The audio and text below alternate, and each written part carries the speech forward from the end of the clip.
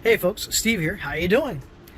Beautiful day today. I'm here at my school where I teach, and we had what we call conference day, but it's kind of like a career day. And the teachers are given the opportunity to basically teach something that is not like just English or math or science or something, because I'm a science teacher. And so if we have a particular thing that we do, maybe a side hustle, maybe an interest or whatever, that we're given the opportunity to kind of give exposure to the kids of just other stuff. Well, me, building is right up my alley because it's the only other thing I really do. And so I was able to bring the Magic Tool trailer with me, and what I had the kids do, I had 3 sessions, 15 kids per session, so 45.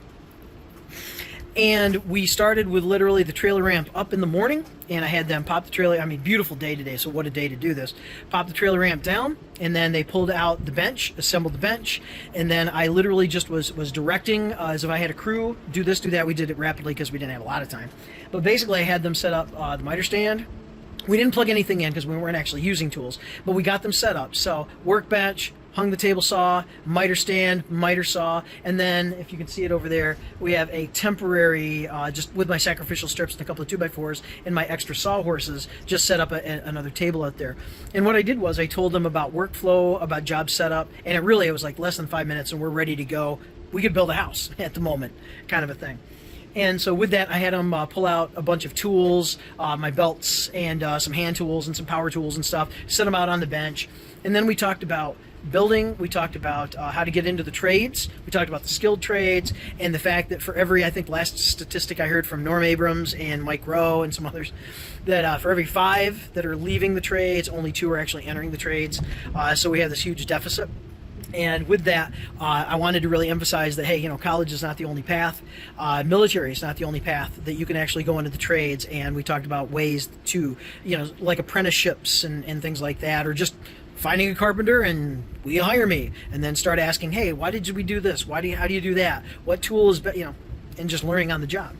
So it really worked out well. The kids seemed interested. I had everybody grabbing something and moving and shaking and everything else. And so other than actually running the tools, and we have a full-blown shop class and a full-blown metal shop, and also we have a great exposure to that anyway, we just talk trades.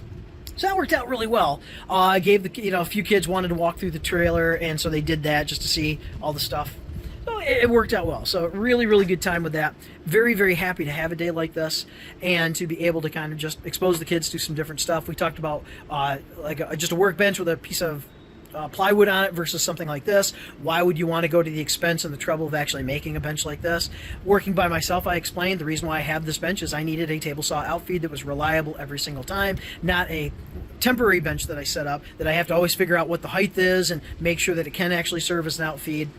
And all of that. And then the extra functions that a table like this would allow me to do that just a flat piece of plywood would not. But then we talked other tools, and hey, here's my electrical belt, and with my electrical belt and these like 6 tools, I can pretty much do anything residential that you ask me to do. I need very few specialty tools at that point. Plumbing a little more involved, but I had my plumbing kit out and just explained, this is all I really need for the most part.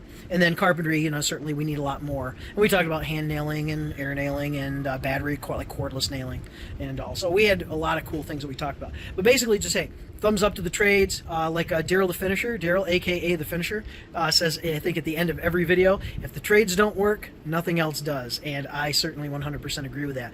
I have had the great benefit of going to college, getting a degree that I use, teaching and chemistry. And also, I have been in the military 11 years, a year in a combat zone. That was an interesting experience. And didn't have to respawn once.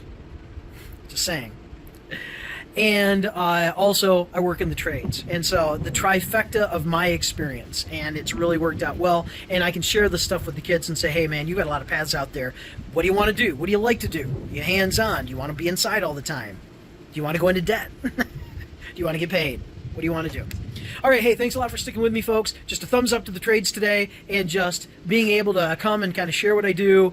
It really worked out well. I had a few teachers stop by saying, "Oh, Spence, let me take a quick tour and talk with me about the genesis of the trailer, and which led to everything else." So, really cool stuff, right? All right, you all take care. Have a great day. I know you deserve it, so please have one. I'm having an awesome one. If you would like to subscribe, it's free to you, and it really helps me out a lot. Take care. Bye.